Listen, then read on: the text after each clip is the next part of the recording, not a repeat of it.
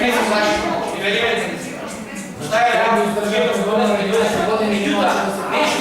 нещо да наметуваме и да ги плашиме бреганите дека нещо ќе се случи. Плашиме се истина е манипулација. Во претходната дискусија ми објасни.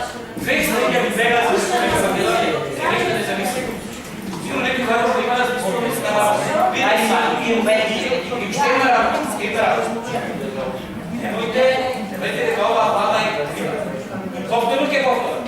Повторно, во првата дискусија ни кажа, Република Македонија има подпишани меѓународни договори, има ратификувани меѓународни спогодби.